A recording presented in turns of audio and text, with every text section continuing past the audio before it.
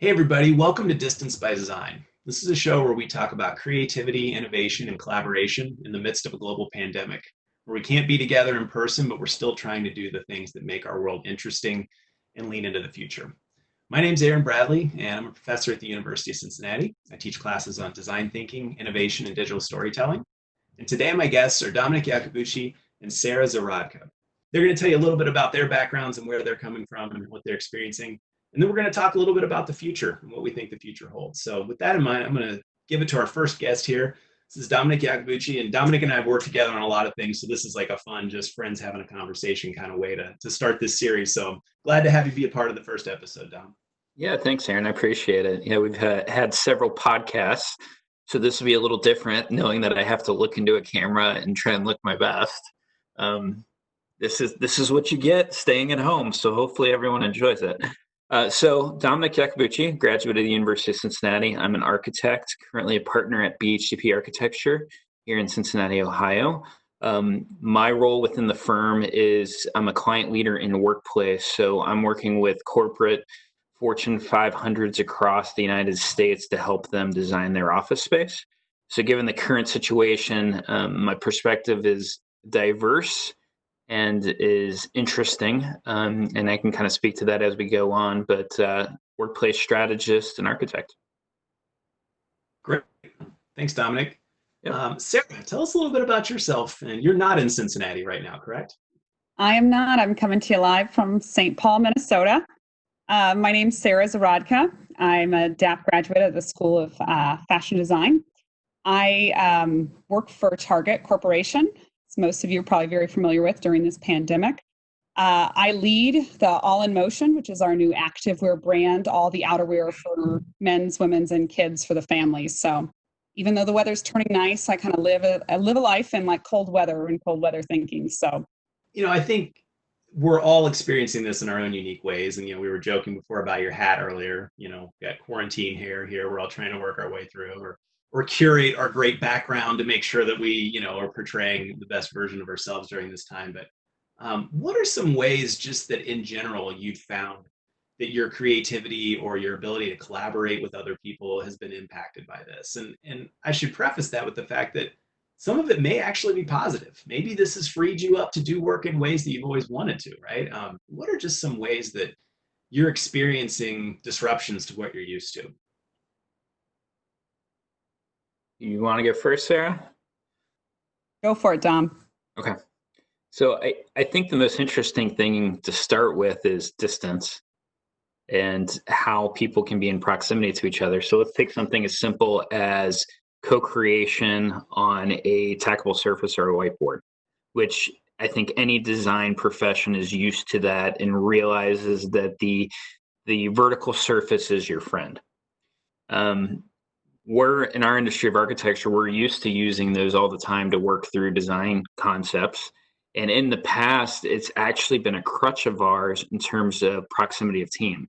So we have found as a profession is our teams that actually are in the same location that can physically stand around that whiteboard have always done better than teams that we've had spread across multiple locations. We've in the past debated on virtual solutions for that, and we've looked into virtual solutions for that, but we've always had resistance. Like there's nothing more powerful than that piece of paper. We have to have that piece of paper. We can put it on the vertical surface. We can pull it down. We can work on it. We can put it back up. Well, given the current situation where we can't all be together, we have found our teams actually being willing to adopt those virtual whiteboard solutions. Currently, our firm's using Miro. I know there's other ones out there that have very similar names. But what it's now started to allow occur is design teams and design process that can live longer periods of time. We no longer have to have a single wall that's dedicated to a team in physical space. It's expensive for long periods of time, or have situations where teams get together and they collaborate for an hour, then they have to pull it down, and then they have to put it back up, and they have to pull it down. Now we can put stuff up. We can create large connections. We're not limited by the size of space, but we can start to work on projects and work on ideas for longer periods of time. So it's been an advantage to be able to go to that. Now, how we do that when we're able to come back together, don't know. But what it's also allowed us to do is now those teams working on the virtual whiteboard, everyone's on the same playing field.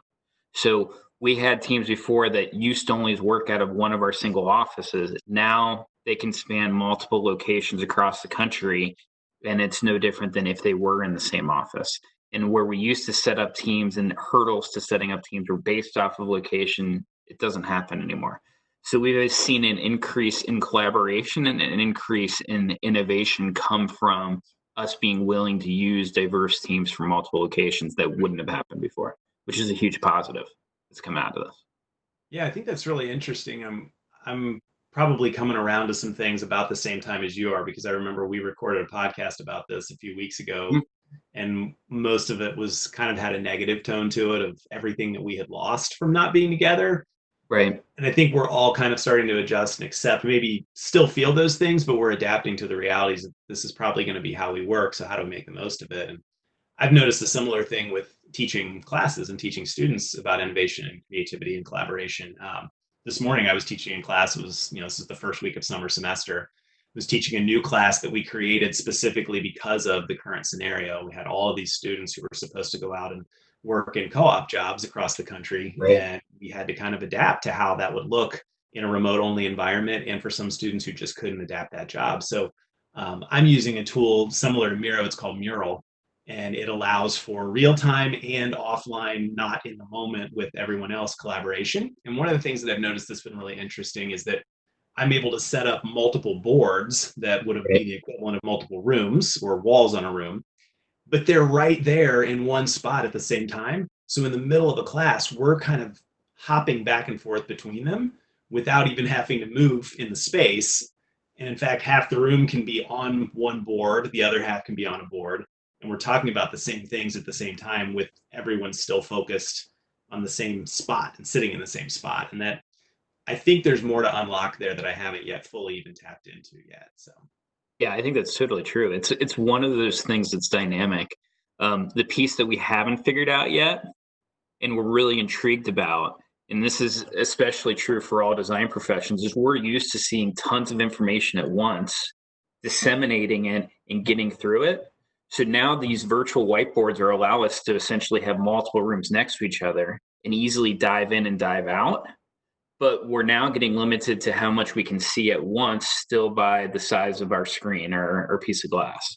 Mm-hmm. So I've found myself actually launching mine up onto my big screen TV in my living room at times, just so I can get that visual expanse of information and download myself into it, because I can't get it off the screen. But yet now I can easily go from one room to the next very quickly that I wouldn't have been able to do before. So what that does to the physical space when we go back, I think will be interesting.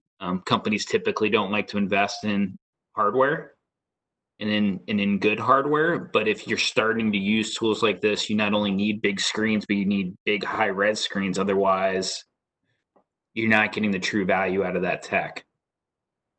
Yeah, and Sarah, I'm thinking about how the fact that you're designing physical things that people are going to touch at some point, right? Yeah. And there comes a point in the process where it has to move off of the screen and into a prototype, if nothing else. What are some of the ways that you're adapting to that? So I would say this has been kind of twofold, right?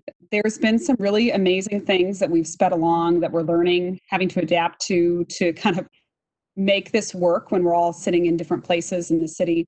But the other part of it is the things that still aren't working, and how are we going to fix those if this is the way that's going to continue down the road? And that's the things we're looking at now. Being in a really tangible industry, we also have adapted to this kind of, we use concept board where we can present something in real time, where these used to be maybe physical things people were looking and touching. We're able to do it more digitally now, which is wonderful. But the thing that hasn't stopped is if you're designing a garment, nobody wants to design something without ever touching it. Touch is the number one reason people buy things. So how do you get around that when you have 17 people who want to feel it, but only one person has a fabric card that actually has this? So these are the things that we're still learning and adapting. It's a little rocky right now. I mean, if I'm being really honest, it's someone driving in a car and sitting there and passing it. But we're looking at tools and how we're working and innovating with partners in our industry to how do you actually look at fabric virtually? How do you look at color?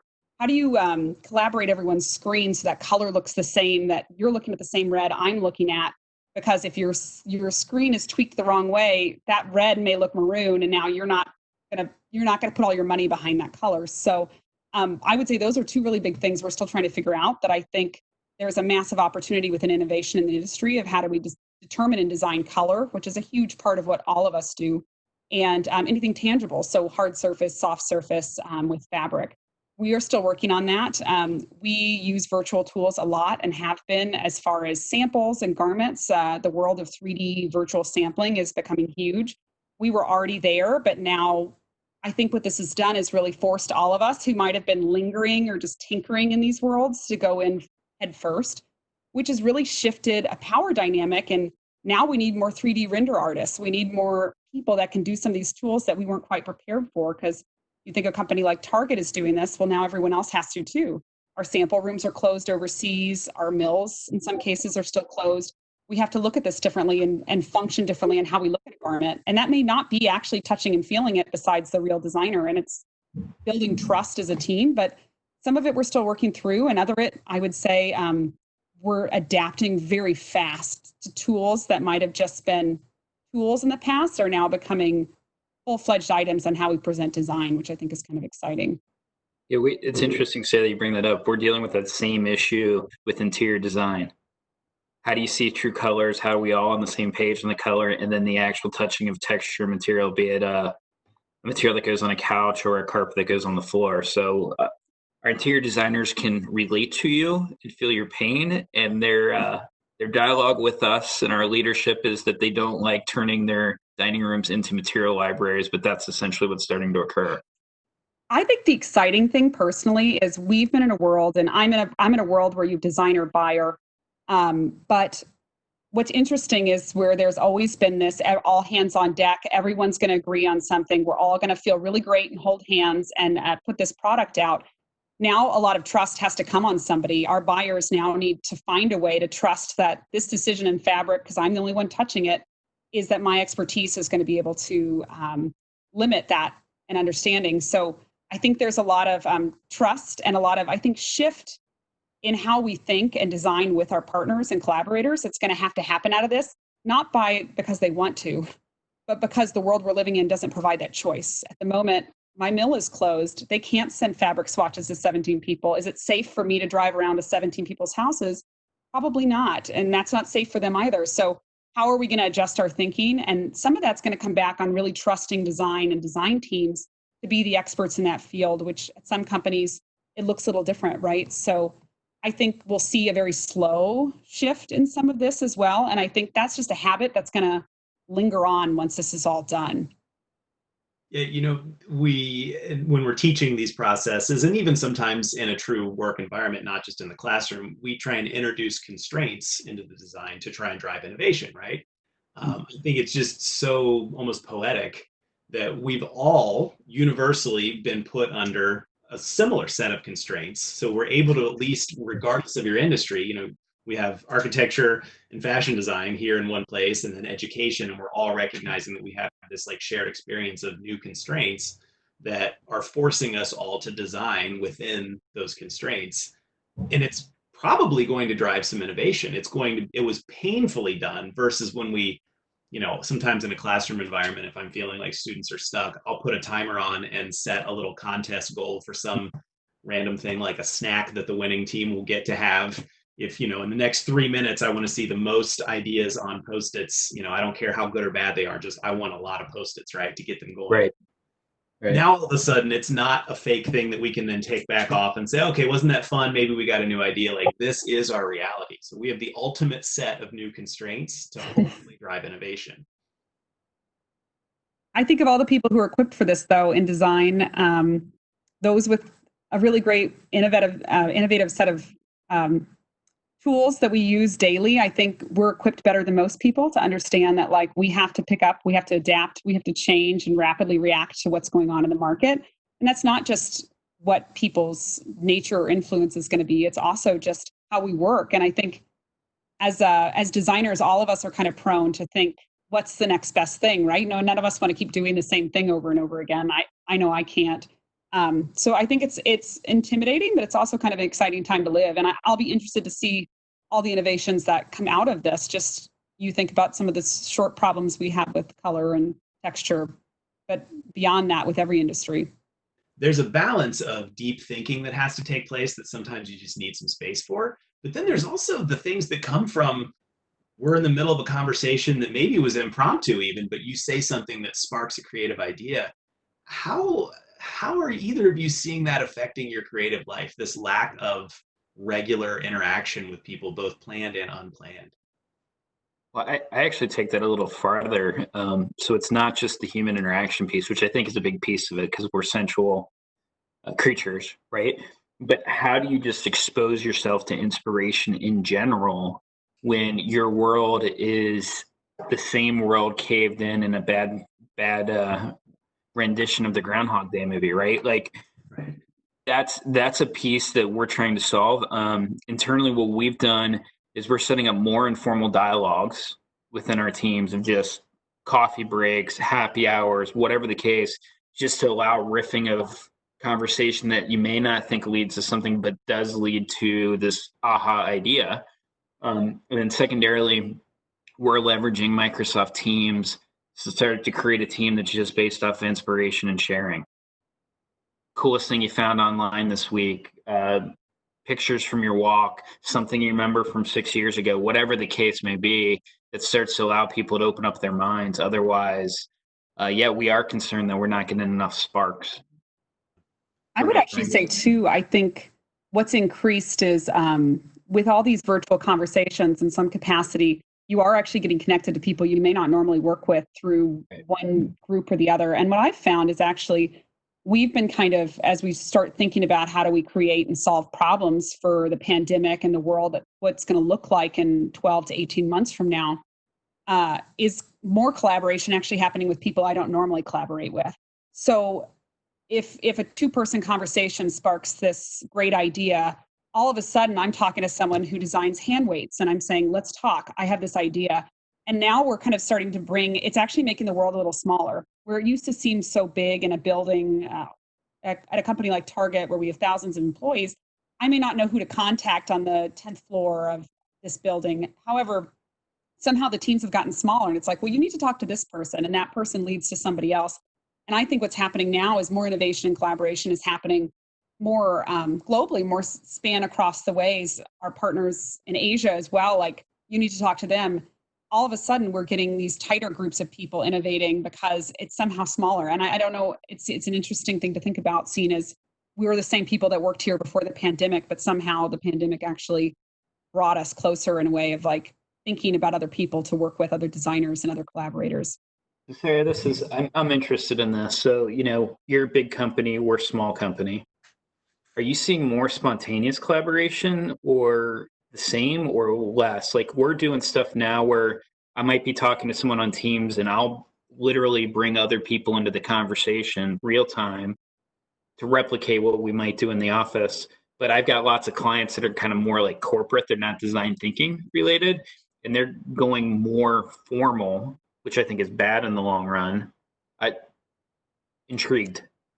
I would say things are honestly happening more organically, and people are actually, I would say more so than ever. I lead a lot of innovation with what I do at Target, and more so than ever, I'm seeing people open their ideas to like, what is innovation, and is that where we're in a big company, you tend to work very siloed of I do knit tops or I do kids or I do men's. All of a sudden, it's not about that anymore. It's about the ideas and the innovations, and how do we get the right people in that room. So I design coats, but I was brought in to talk to about like active and adaptable apparel because I have some ideas for something else. And all of a sudden it becomes, let's get the right people in the room. And those might be leaders or directors who know who the right people are, since I don't know everybody who works at our company. But I do think it's more spontaneous, and me working with industrial designers instead of just apparel designers. And how do we bridge those gaps where they have really brilliant ideas and so do I, but our worlds don't often collide because I use fabric and they use plastic. It's something that I've had 3 calls today actually with people in divisions that I don't work with, just on some innovations we're working on because of everything that is going on. And I think in a weird way, it's like I said, I think it's brought us like a little closer together. And I think I'm lucky to work for a company that's very design forward, design thinking. Target cares a lot about a lot about the future, but we also care a lot about the guest, and our guest is driving who's going to purchase these things, right? So it's important for us to know how they're moving and adapting. And yeah, I'd say it's changing a lot, but in a great way, where it was so siloed before. Yeah, it is interesting. It's making true leaders emerge to a certain extent. Like who's willing to deal with adversity and start to connect the dots and think creatively about solving the problem as opposed to just hitting the metric and checking the box. Right. Because hitting the metric and checking the box isn't working anymore in and of itself. And, all the companies that wanted to transition, now the pandemic has allowed them to transition and take on change without it being anyone's fault. Yeah. And now all of a sudden, new ideas and new thinkings and new ways of working are evolving. I think that's really cool, Sarah. Like that's exciting to hear that kind of stuff is occurring. I think it's going to continue too, because I look at it building, like we have a very open office space, as you talk about what you do, Dom, like we have a very open office setup. It's not coronavirus friendly. I'm not 6 feet away from my partner at a desk. As we start slowly returning to the workforce, which is probably going to happen over the summer, I can't come back and sit next to my person I sat next to because that's not really safe. So how are we going to do this? All of a sudden, it's going to be, you're not sitting with your teammates anymore. You're sitting with somebody from the other team that's, maybe a few desks down. And that might create a relationship that you didn't really ever have before because there was 4 other people in the way of that person having that relationship. But all of a sudden, you're the only 2 people kind of sitting in your little cubicle square, or whatever you want to call it. I think just in general, as we start to slowly bridge back into this and not thinking things are the way they were, it's going to force collaboration on all of us in just a different way that we might not have seen coming. Yeah, to your point from earlier, Dom, it's like there are people who change of any kind is they're change averse, and then there are people who would be crippled by the idea of being completely upended, right? And so not by no fault of their own, just a situation like this is not compatible with the way that they are used to working, and so they're either going to have to choose to adapt or not adapt, right? And we talk a lot in teaching design and teaching innovation about the need to embrace ambiguity. If you're going to actually be able to perform well in a multi-discipline environment, and if you're going to propose suggestions that are truly innovative, where you're actually generating new knowledge or doing things that didn't yet exist, you have to embrace ambiguity and talk about the ultimate test of embracing ambiguity, right? Like the ambiguity of not only when will we get to go back to our office, but when people say things like, oh, I just can't wait till we get back to normal. I always kind of like to pose the question of, well, what does normal actually mean anymore, right? And there's always that phrase of the new normal that I think gets overused too, but it's really not even what a new normal will be. It'll be what's the next iteration of the ambiguity that we're living in for however long, right? No, I agree with you. I mean, the office space, if you look at office space right now, which is an interesting aspect of that, I mean, work is work, place is a place that workplace is a location that work occurs. It's not the only location. We've proven that over the last 9 weeks, 10 weeks, whatever it is. But most companies are looking at bringing back less than 50% of the people in the short term. Who knows what the long term will be? But I would venture to guess that a lot of companies are going to, the ones that are going to be super successful are going to think about the long term in a very innovative way. And it's not about a new normal, and it's not about just trying to bring people back and put them back in an open office space. It's going to be about, well, how do we need to work to be the best company that we can be? And how can workplace be an asset to allow us to achieve that? And the people that take that mindset from an innovative standpoint and recognize that there is all this ambiguity, like when will we have a vaccine? Will we have a vaccine? Will there be something else? Do we need to have everyone there? Does everyone even exist in the same location? The companies that are willing to take that and allow that to iterate and change their mindset are going to be the ones that are successful. Because no matter what happens as people start going back, like you, Sarah, over the summer, it's not going to be what it looks like 6 months from now, 12 months from now, 18 months from now. And even more so, if you get back into the office and you're no longer having the connections that you've just started to create in this virtual, like that's not successful anyways, regardless of whether you can say, yes, I put someone in an office space and they're in a seat. So, and you think about meetings. I mean, I'm sure you guys have them too with your partners. We would have meetings with 40, 50 people in a room, shoulder to shoulder. That's just not going to happen anymore. And I don't foresee that being the future. I think we are learning and quickly adapting to these new virtual tools. I think in general, flexibility is going to come into place, especially with child care centers still being closed. I think it's setting a tone of motion that even though this wasn't the intent, a lot of these things that we did in the past, they're not going to be done this way again. Do we need 50 people in a room when we've proven that everyone can do this sitting at their house? I think these are the things that are going to be quickly shifted before we even get back. But then how does that impact the actual return to workplace? As a designer, collaboration is so huge for me. Also physical, also inspiration. And inspiration usually means travel. So it'll be interesting to see as we move forward what that looks like in design and where we find inspiration. Is it virtually? Is it not? Again, goes back to color and texture. That's really hard as a person in my role, not to have physical contact with that. But I think we're making the world a smaller place. And so it'll be interesting to see how we move and adapt forward kind of step by step in that aspect too. Yeah, the way that I look at this is that there's kind of three things that can occur, right? We take a step backwards. We're going back in time because we're being overly cautious and we're super adverse to change and innovation. Second is we go back to, we have this world that's kind of like a parallel universe that's just weirder, but it's not that much different, right? However you want to shape that. And the third is that we just took a step into the future by 10 years, 15 years. I like to believe that third one is what's really occurring, because eventually what's going to happen is we're going to have the best of everything. Because we're going to have the best of this virtual thinking and being okay with trying something new and taking technology to bridge gaps.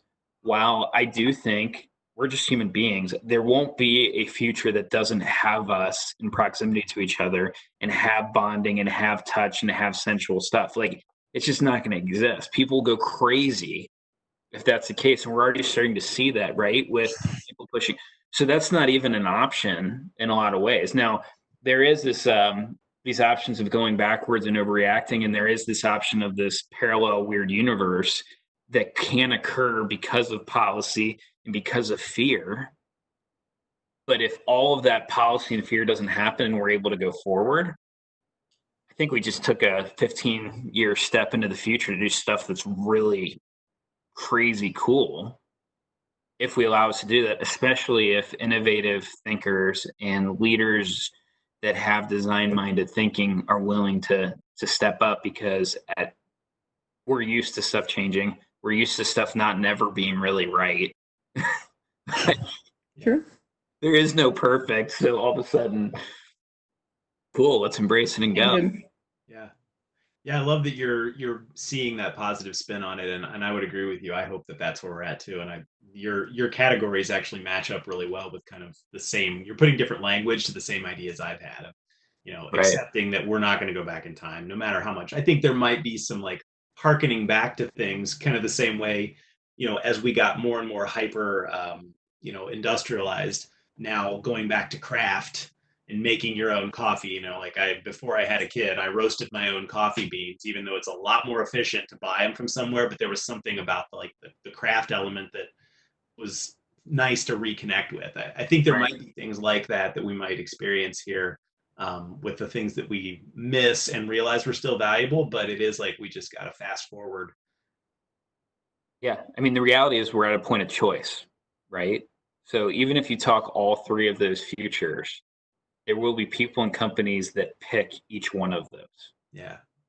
My belief is the ones that are going to be successful, the ones that are kind of aligned with what we're talking about in terms of design thinking, innovation, they're going to be in that last category.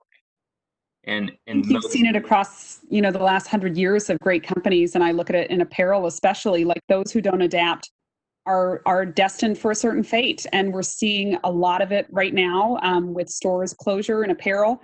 The amount of heartbreak it is to see a lot of these stores file bankruptcy, the ones of the past, Sears that people grew up on, that built a legacy of this country, all doomed to a certain fate because they chose not to adapt and see what the future would be. And I think this is forcing a lot of companies to rethink how they do things. Personal experience, as a designer, live every experience, right? I go to a store and I think about, did they do this right or wrong? And I went to Home Depot and did an order pickup and was all excited because I'm like, Home Depot had order pickup? They didn't, right? Not really. But now this whole process has forced them into a world where like, well, we weren't set up for this drive up thing because my store has a cardboard sign with numbers on it. Someone drew that in their store, employee lounge, making these drive up signs. And Home Depot right now doesn't have a great ordering system. Like they're getting there, but you can tell this is going to force digital engineers and designers. How do you make these websites better and more impactful for those people who don't want to go into a store? In retail, we're looking at if you take the whole next year and decide you never want to go in a store again, how do you make that experience the best possible so that's easy? And at Target, we have been working for years behind the scenes to get this, and we just happened to be in a really great place when this all happened. And now we're running, right, to keep those tools up and up to date with what's going on. But I challenge any of these companies as we look forward, or anyone who works or going to work for one of these companies, any of them, as you adapt, if you don't think about how the customer is changing and how the customer is evolving, then you're not going to last. You just can't, because if you have a half of a customer base that doesn't want to enter a store, how do you give that store experience to them? And online shopping is nothing new, right? We've been doing it for 20 years, but the reality is a lot of people never stepped a foot into an online store until the last 2 months. And it'll be interesting to see that shift too, as I follow .com stuff quite a bit as well. It'll be interesting to see the shift and dynamic of how we do that. And that comes back to design. A good designed website, a good designed user experience, a customer is going to come back 2 times over one that's difficult and tricky to use. So I think all these places are going to have to think about that and how they adapt and move to that. Just with meetings and everything else, it's like a customer experience, right? I'd agree with you. Yeah, I think the interesting problem statement with online shopping is similar to just design thinking in general. How do you get a spark or see an opportunity of something that you didn't know existed, or you didn't realize what it could have been, Yep. and then all of a sudden allow yourself to dig into that? I mean, that's right now online shopping is kind of like point and shoot versus go and explore. Yeah, for me, like I said, you take every experience, right? I was online shopping for something last night in an online store. I've never shopped at a fabric store. I've never bought fabric not being in person. I was ordering online. And I tell students, any students I meet or young designers, I'm like, here's your opportunity, right? You live an experience and it's bad or it's good, right? They can be both. You take that bad experience and like, what are the first 3 things that come to mind that could have improved it? Because as shopping online last night to this fabric store, it popped away. I literally wanted to go to their customer service website and just give them pro bono feedback. Here's the thing. You need to fix this. You need to fix this. You need to fix this. And I think that's what designers in your classroom, the students still at university, the ones that are new and trying to find a job right now, I like the students to come to me and tell me what they think the problem is and find a solution, because there's no such thing as the perfect design, right? There's something that can be fixed about an office building. There's something that can be fixed about a coffee maker. There's something that can be fixed about a t-shirt. But how you look at that and problem solve is going to be what actually sets you up best for the future. And that's, I went on a tangent here, but I think that's the internal dialogue that goes through our head in every experience. And that's what I want to see with people who come to us or that we work alongside of, or maybe that's even listening to this little dialogue between all of us. Nothing else. I love the term pro bono feedback. Yeah, I like to say that. I'm like, you're getting this for free. I like that. Pro bono feedback. Isn't that what the most feedback you never designers wanted, do? but I'm giving you anyways. Right. I just gave $1 billion idea once one of you retailers use it. Right. Experiential shopping in a digital world where it's not point and shoot. I mean, please go do that. Helping these other people, Yeah. There's your how might we create a digital shopping? Yeah, there exactly. Whoever solves that, you don't have to pay me much. Just free whatever you sell would be good. I'll make it into a plan. I'm on the open market for fixing people's websites. I can't do that digitally. That's not my skill set, but I can give you plenty of free feedback. Amen. So, well, I would say as we start to kind of move to a close, from each of you, any bold predictions about the future? We've been talking about a lot of those already, so I think we've covered a lot of that ground. Is there any bold predictions you have about creativity, innovation, collaboration, specifically your field, whatever it may be, that you think if we were to look into the future, what's your bold predictions? Yeah. I would say the apparel industry is probably one of the most interesting ones right now. We're seeing a lot of shift and dynamic. A lot of this isn't prediction, it's just the reality of bankruptcies and companies that people have loved and known that may not survive after this pandemic. And the bold prediction I have is people aren't going to buy less clothes just because J. Crew might close down or J.C. Penney's. The same amount of customers buying clothing still exist out there. The job may not exist what it used to be. So as we look at the future and how this shifts in dynamic, I think most people don't want to see four companies own the whole market space in these things. I think there's going to be a lot more opportunity for smaller, more nimble retailers. Maybe that's someone starting their own business, starting their own company with the power of social media and change, like those who can find innovation and find ways to drive new product that people didn't even know they needed is going to be huge. And I think we look at retail and think it's just all these big players and they're going down. But the reality is that means that there's just more opportunity for the small players to find a way to set themselves apart. And 9 out of 10 times, that's design and innovation. Anybody can make a t-shirt, right? But what did you do to that t-shirt that made it something that I saw and I have to have today? That's where the kind of geniuses of the future, I think, are going to really get their opportunity where maybe they haven't before. I also think that as we look forward, we just have to look at things differently. Everything we've owned and everything we've had has served a purpose in the life we had before this pandemic, right? And no one is ever going to think the same way that we did 3 or 4 months ago. It's our thinking has shifted, just like what you said about the house I chose, to the neighborhood I live in, to the city that I'm stuck in. If I'm stuck, do I want to be stuck in Minneapolis for 6 months in the winter in my house?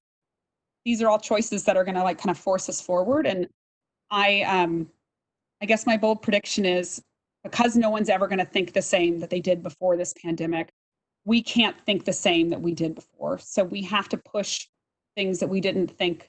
We thought a t-shirt was fine because it was a t-shirt, but maybe that t-shirt needs to do more now than it did before, because people need things to do things more than they did before. And that's my bold prediction, is I think there'll be a major shift in what we look like, what we dress like. I think come next winter, once a lot of this is impacted by stuff in stores, I think what you're going to see people wearing on the street, what they're wearing on an airplane, what they're wearing to a graduation ceremony is going to look really different. But it's going to become a new normal. So it'll be interesting to see. You say they can be wearing like plastic bags or something, like. Yep, all going to be wearing masks. The face mask and the gloves and the plastic's going to be the new normal. Those big dinosaurs with the air, the air system in it. You just walk around. That's another thing. Yeah. I'm just checking, just making sure I understand the bold prediction here. Yep. That one scares me.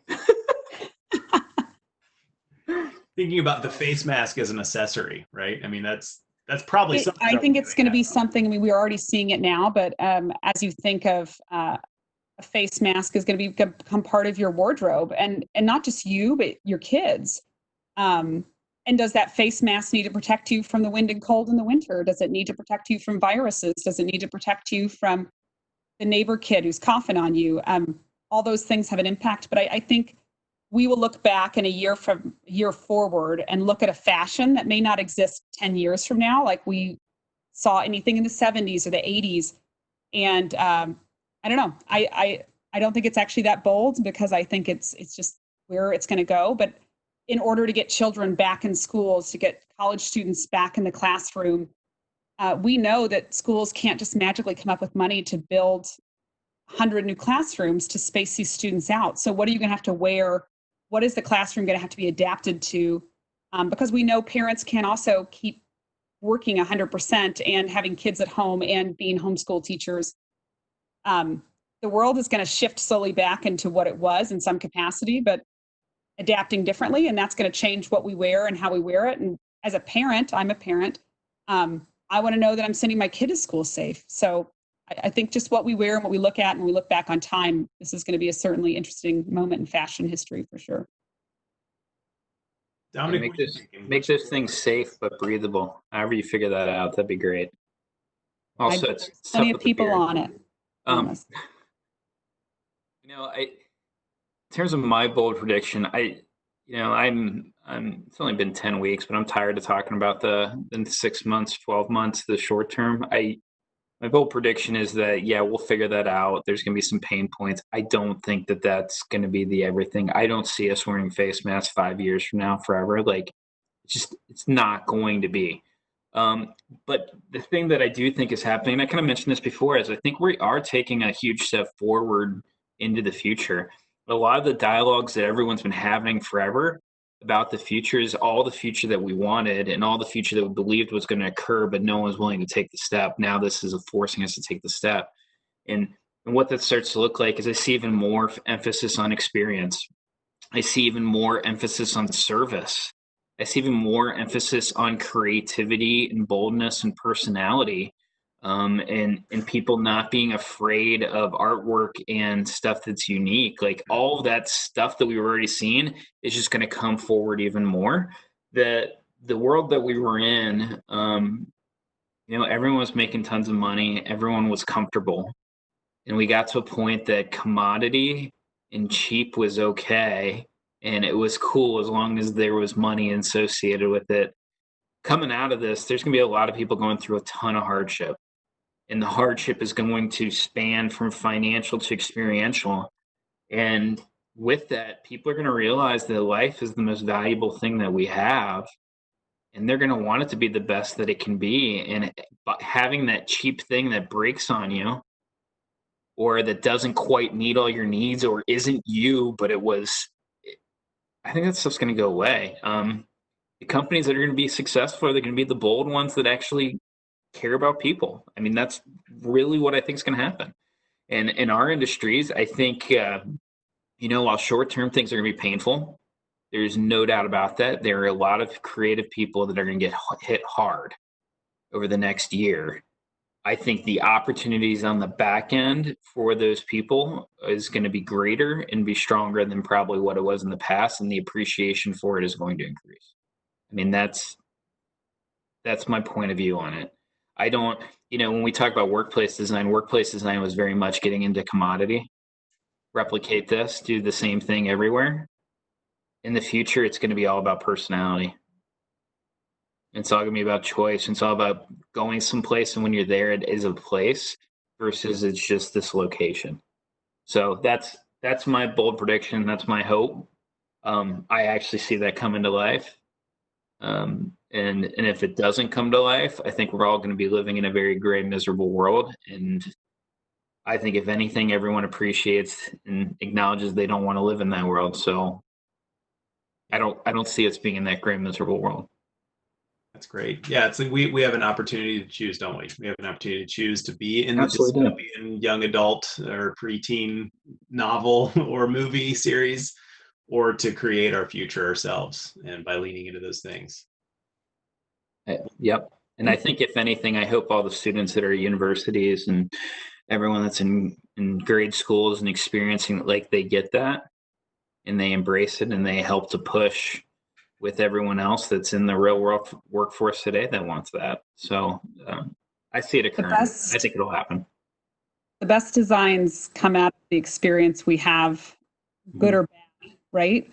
And I think if I was a graduating senior at the university or a high school senior going into school, I would take every little moment of like what I'm learning and experiencing and living that was different from the day before, and decide how I can make that different. And even if it's I'm going to go do financial work at a company, like how do I do that differently because of this experience I had, and what did I learn from the good and bad of what's like we're doing now? What was good? What good things are coming out of this? What bad things are coming out of it? How do we take that, adapt, change rapidly, and make it better as we look forward, because that's where the best designs come out of. And that's why I'm really excited to see what the future holds, because this is such a huge shift in the way of life for every single person. And not one way has it not touched every single person on this planet.